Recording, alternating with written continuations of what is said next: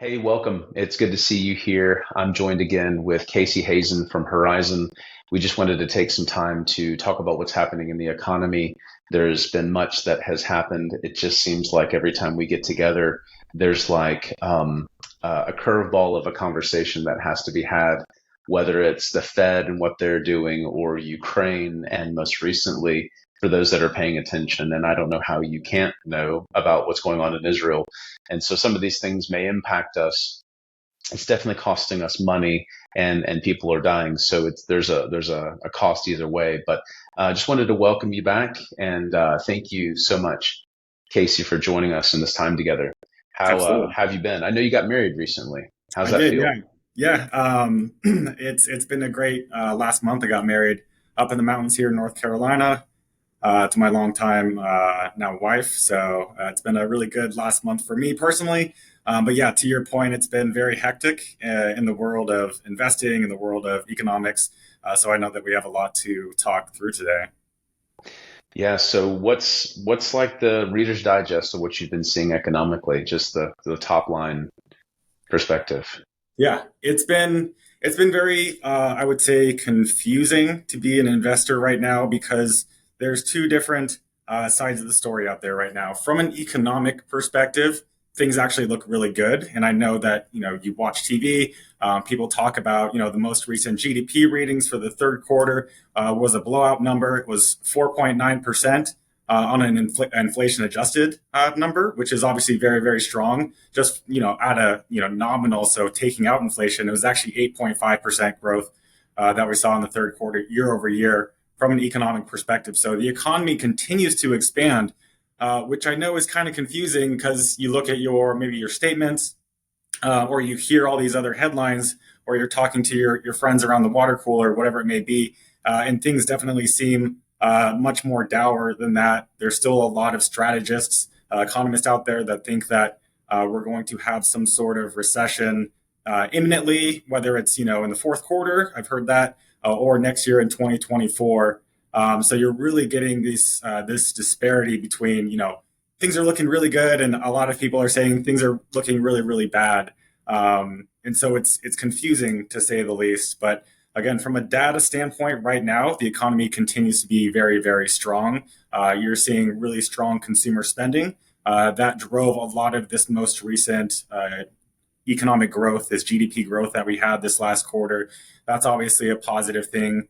You see unemployment levels still very, very low, which is good. We got the most recent unemployment numbers out just recently this week, or this morning actually, and they ticked up ever so slightly. So things seem to maybe be cooling a little bit on the employment front, which actually might be a positive thing if you think about it from what the Fed is looking for. The Fed has been obviously increasing interest rates substantially over the past 18 months, and right now we're in a position where their current policy is very restrictive, and they know it's restrictive. But if the economy continues to expand, then that means that we can continue to have these higher interest rates, in the 5-6% range, which is really what's causing a lot of the concerns from these economists, these strategists out there thinking that we're going to have some sort of recession. Is these high interest rates are obviously very, very painful for the average consumer out there, even for businesses. So that's where the divergence really is right now. So we think it's kind of somewhere in the middle. We don't think things are terrible right now by any stretch, but things are obviously not all sunshine and rainbows by any stretch of the means right now. So I agree. I've seen a divergence as well. I have some clients who see some of the headlines and feel like it's a little bit of headwinds, but it's a variation of business as usual. And then I have it's like too much of a good thing can be a bad thing. So much information being inundated because of social media and the ability to access so much through a smartphone and through technology, that there's definitely a rising concern about what could happen, and this happens, and Israel could pull us into World War III, and China takes Taiwan, and all these different Yes. things. that may or may not happen. When they do, I'm sure it would be impactful. Mhm. From what you've seen, what would you say are your biggest concerns right now? Yeah, so I would say in the very near term, there's an obvious headwind that we have coming up in the next handful of weeks, and that's just the next potential government shutdown, because obviously they back in September there Yeah, was they came up with a very short term spending plan, government spending yeah, plan. But that's only basically pushed us through till the middle of November. So the Congress is going to have to come up with another spending plan, for the next year or two. And there's lots of concerns about exactly what that's going to look like, what it's going to include in there. But with the House just finally recently electing their speaker, it yeah. took a handful of weeks. We think that the likelihood that they're going to be able to come to some sort of agreement on both sides of the aisle in time for this very short term window that we have. Again, I think it's the 17th is when they have to have the spending bill cleared. It's unlikely. So what that means is there's potentially going to be a government shutdown, which just introduces a whole lot of uncertainty and concerns. Obviously, especially if you work in the government. But that's going to lead to additional volatility leading up to that specific event, akin to what we saw in the end of September there. So in the short term, that's what we're watching. Again, we think there will more than likely be a short term government shutdown, but it shouldn't be too debilitating to the overall economy. But it will introduce some volatility into especially financial markets. Hmm. And then over the longer period of time, the similar concerns to what we've had over the past, inflation, while it's absolutely coming down from recent highs last year, it's still not back at the Fed's 2% target. Again, that's Hmm. why they have this high interest rate policy right now. So we really need to continue to see inflation come back down closer to their 2% target. This last quarter, it was closer to 3.8% year over Hmm. year, which is not 2%, but it's definitely not 6-7%. Yeah. So if we continue to see that moving in the right direction, that should help Fed feel more comfortable with lowering interest rates and just building the economy back up. Gotcha. Yeah, I recall in a recent dialogue you and I had where you mentioned how the good news seems to be bad news for the markets, right? Because Yes. that means that if things are continuing to grow so well, then maybe the Fed would have to intervene by raising rates. And so I believe we talked about this last time, but just for those that don't know, the Fed really can't control directly inflation. They can control the money supply and they can control the velocity of money. And so it's a little bit ugly, but the way I would say it personally, just my opinion, is that if they can hurt your 401k or maybe the assets around you and you stop spending money, the velocity of money slows down potentially. Money supply is a separate conversation. But Mm-hmm. if they can hinder inflation enough to bring it down to that number, then that would be at the detriment of your 401k plan or your investment account. And so that's why I think you said that good news can be bad for us because the good news means they're going to raise rates higher. And so I think even today, as we're recording, we've seen some good news that maybe the Fed won't have to intervene as much. And so just kind of staying real time with you. Well, so that said, though, are there any bright spots that could lead you to believe that those headwinds really aren't worthy of as much concern? And maybe it should be that we have more of a traditional allocation. Because I have seen, to your point, people come out and say we're probably closer to a really good buying opportunity because if we get disappointed with earnings and the market gets beat up like it has been here recently, then we're really set up for the Magnificent Seven, those high flying tech names that we've kicked around before, really could give us a little bit more growth going forward. So would you say there's some bright spots that stand out to you? Yeah, yeah, definitely. You mentioned earnings. We're mostly through third quarter earnings reports for U.S. based companies. Largely, they've been positive, especially on the earnings side. Revenue seems to kind of have this continued slowdown in revenue growth, but again, the majority of companies are still reporting both top and bottom line earnings growth. or top and bottom earnings growth. And outside of that, kind of what we were talking about, the economy continues to chug along. Hmm. Um, consumers are continuing to spend despite not feeling overly, excited about these current elevated prices that Hmm. they have. We have seen in the past couple of days even um, uh, interest rates on like the longer end of the yield curve start to come down. Yeah. Because we just today we got unemployment levels that came out a little bit worse than expected. And to your Hmm. point of good news being bad news, it's kind of the opposite. Bad news being a little bit higher unemployment has actually been good news there. So we've seen a little bit of a rally in equity and fixed income markets over the last couple of days. And we think there could be a continued rally into the end of the year. There's some sort of seasonal effect, call it a Santa Claus rally or whatever it may be. Yep. But we do see upside potential in equity and fixed income markets. Um, I think I mentioned it this last quarter. Yes, there's some pockets of maybe elevated valuations in certain parts of the Hmm. market. You mentioned the Magnificent Seven. That's definitely kind of sitting on the higher end of its average. Mega cap tech is the same thing. But if you look at small and mid cap stocks, or you look at value or dividend focused equities, or even international equities, all of those are sitting well below their historical averages from a valuation perspective.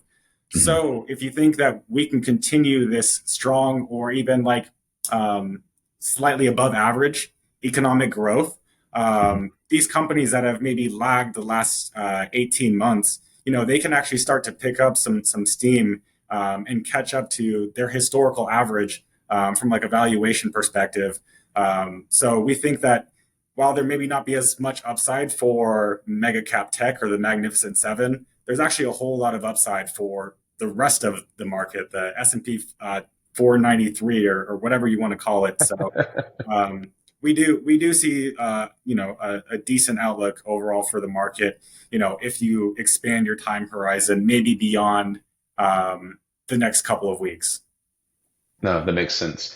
So I know that 2022 was a challenge because you had the equity markets being beat up because the Federal Reserve was raising interest rates, and then the bond positions, that safe haven for so many retirees, was also beat up. There's tons of speculation about when's the time to be able to um, add positions with fixed income, like it's safe to kind of get back into that. I've had Mhm. dialogues with clients who are apparently pretty risk averse, and rightfully so. You're thinking you're going to be safe with your bond positions, and then you lose 10-15% depending on the kind of risk that you took. So from what you guys have seen, do you feel like we're getting closer to the point of being able uh, to allocate towards fixed income and not get beat up again and again? Yeah, I mean, there's no doubt about it. Fixed income is much more attractive now than it Okay. was um, 18 months ago. It's more attractive now than it was at the beginning of the year. You just look at the current yield levels across the entire interest rate curve. Short-term yields are somewhere around 5.5%. The yield curve is slightly inverted, which is obviously a concern, and it tends to Yeah. be a signal for a recession. A lot of people talk about that. What we've Yeah. seen over the past couple of months is that the inversion has actually flattened out much more. And it's actually flattened out because longer term interest rates have actually started to move higher. But again, that's because the market expects a higher for longer interest rate environment. They're seeing that the economy is so strong, so maybe you can price in strong economic growth going forward, and that's more supportive of higher interest rates. Um, but we definitely see the path for interest rates on the shorter end of the yield curve over the next 2 to 3 years is moving down lower. The Fed has this idea of their neutral policy rate, R star, whatever you want to call it, and that's somewhere between 2.5% and 3% is where they think that this neutral interest rate policy that's neither restrictive nor like overly aggressive for economic growth. Like that's their sweet zone. They peg it somewhere around 2.5 to 3% over a long period of time. So if you think of where we currently are on the front end of the curve, somewhere around 5.5%, moving back down to 3.5, 2.5 to 3% over the next handful of years. That's an environment where you're going to see a lot of price appreciation in Yeah, fixed income. Exactly the opposite of what we've had over the past 18 to 24 months, where we've had a lot of, price depreciation because interest rates have been moving higher. So we do think that we are coming into an environment where bonds are going to be much more attractive. Again, there can continue to be some volatility in interest rates over the next, handful of weeks. So we're not trying to call an exact bottom in interest rates or in bond prices, I would say. But we do think that it's becoming a more attractive time to start looking into that part of your allocation. that's awesome.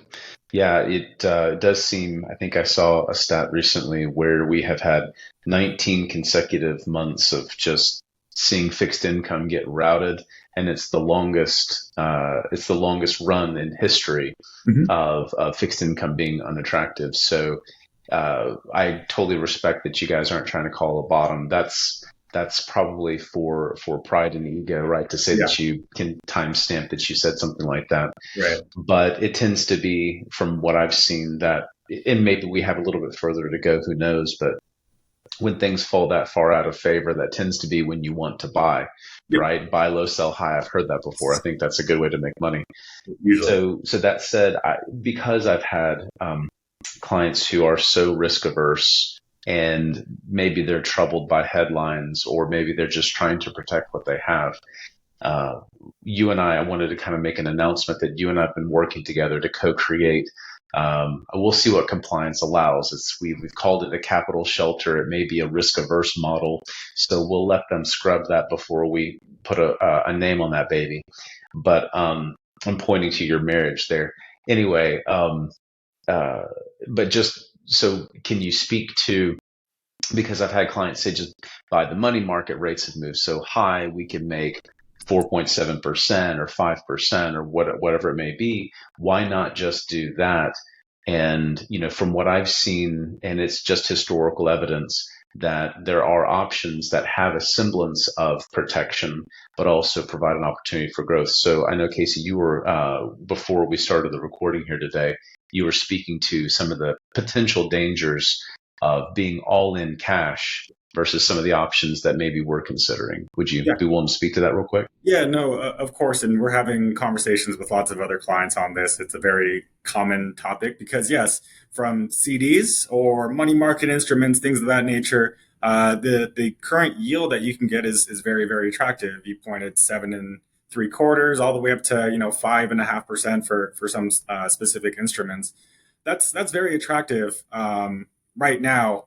Um, but again, I think the concern is at what point do you move back into your more traditional risk tolerance based target allocation that includes both equities and more traditional fixed income um, money market instruments or CDs? Again, the yield is attractive right now, but if the Fed does lower interest rates, all of a sudden, you're moving from 5 down to 4.5 down to 4, and it can move very, very quickly, especially if the Fed needs to cut more drastically. All of a sudden, these current yields, these juicy yields that you're getting, aren't as juicy. And if you think about it in that kind of environment where interest rates are coming down, your more traditional asset classes like fixed income, especially, and equities, generally rally, generally do very, very well in that period of time. So we like to think that, stay focused more on the long term, on your actual time horizon, rather than what's going on over the next handful of weeks. Because if you make the decision to, go to cash, that's one timing decision. And then there's also a second timing decision that gets introduced. And the second timing decision is at what point do you reinvest, move back into your target allocation. So a single timing element in investing we know is hard.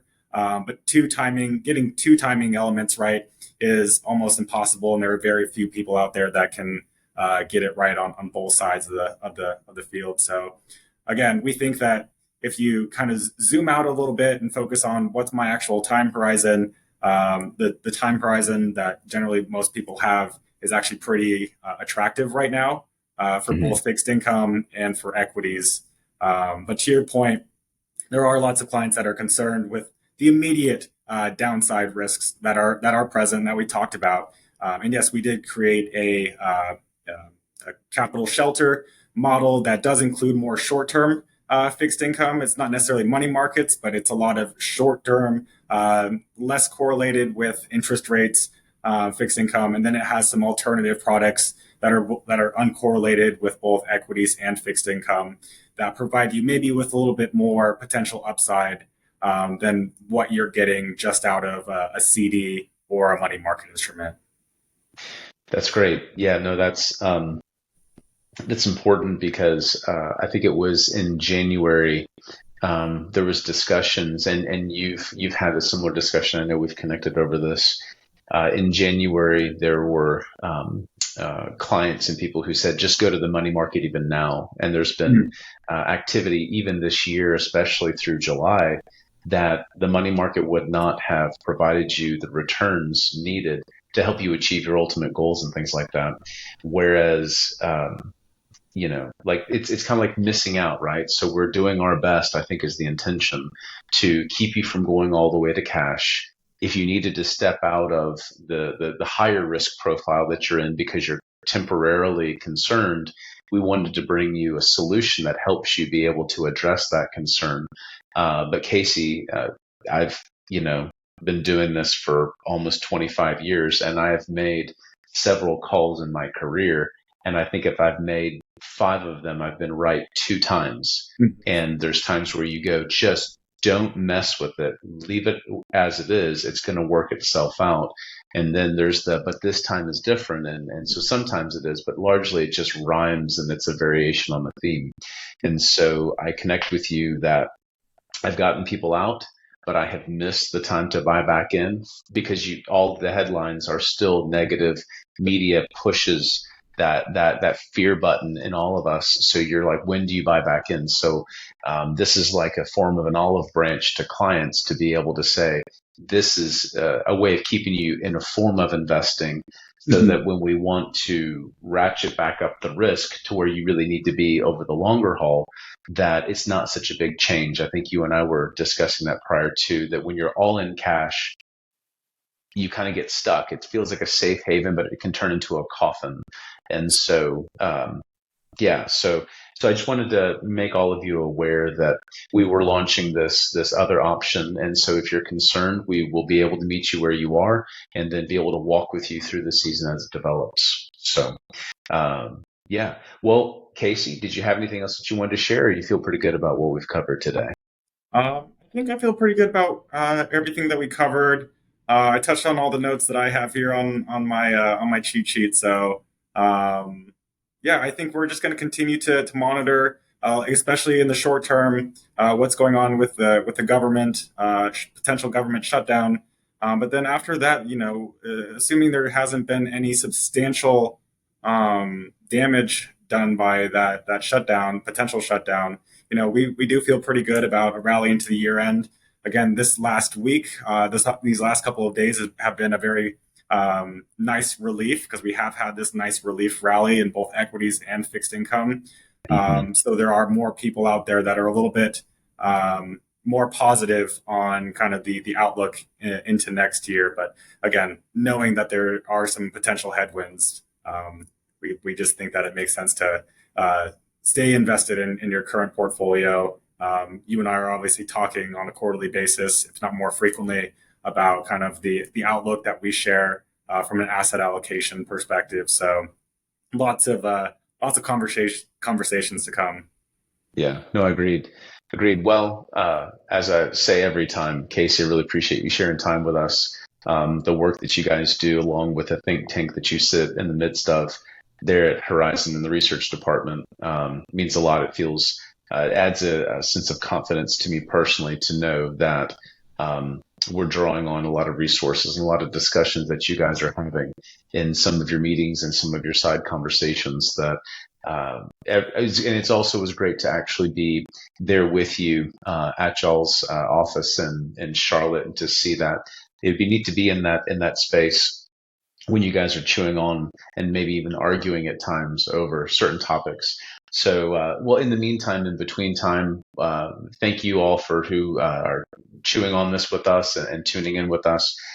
We will see you again next quarter. And in the meantime, happy Hanukkah, happy Thanksgiving, Merry Christmas, all of the things. We'll talk to you soon. And Happy New Year. That will also be there too. Talk to you soon.